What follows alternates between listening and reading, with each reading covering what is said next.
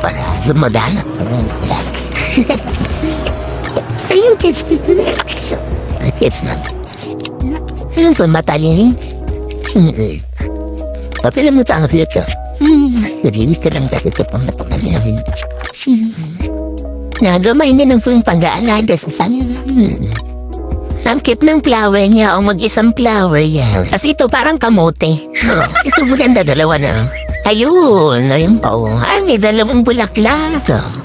Oo, kakait na sila. Ang dami. Yan pa o. Iba yung mga variety nila.